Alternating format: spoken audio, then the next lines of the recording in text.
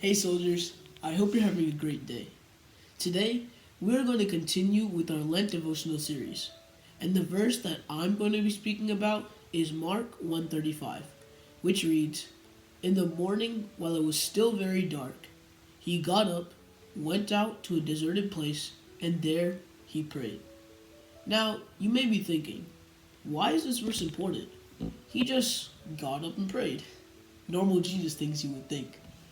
But when you look at this verse closely and put it into some context, you can see how important and meaningful this verse really is. So let's give it some context.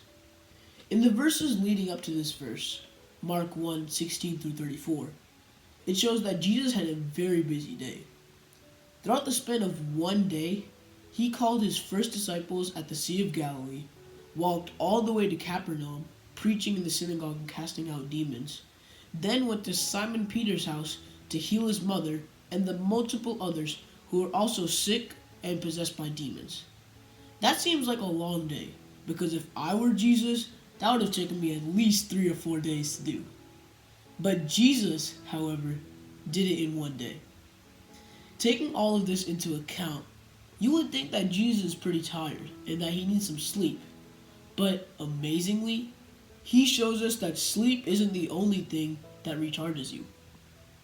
If you look carefully, the verse says that he got up in the morning while it was still very dark. From what I understand from this, the verse infers that Jesus was the only one to get up so early in the morning, which I think is huge because it really shows how committed to God he was. The second part that I want to emphasize in this verse is that he went out to a deserted place to pray. In a Greek translation, it uses the word eremos, which means lonely or solitary. Now, why did Jesus do this? He could have prayed at any other time, like when his disciples were getting their breakfast, or in the afternoon, where he wouldn't be so groggy from being asleep. This is probably the most important part from studying this verse. While it is good to pray with others, you need to be able to connect with God by yourself as well, if you want to have a personal relationship with him.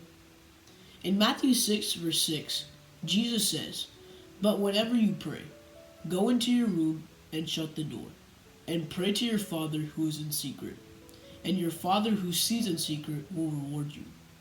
Now, unlike some people, Jesus is no hypocrite.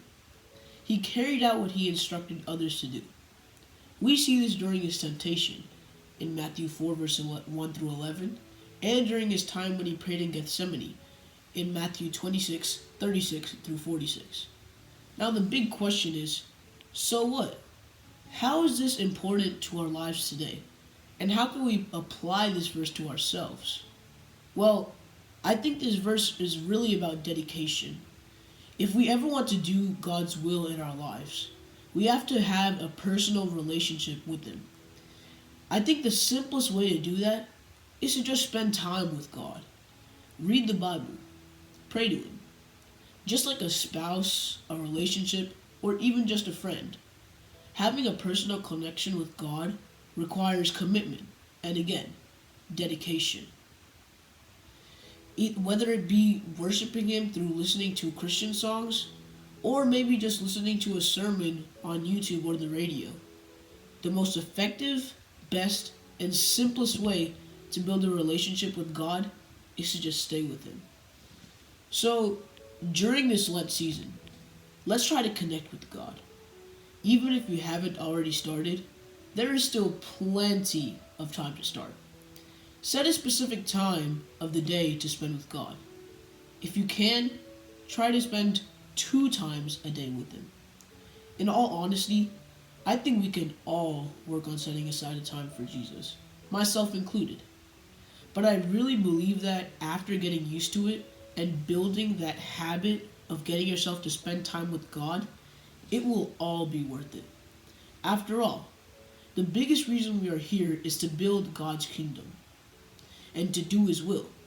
And once you work hard to build that relationship with God, the end result will be all worth it. Thanks for listening to my Lent devotional today. I hope you were able to take something away from what I've said. Stay safe and have a great day. Thank you.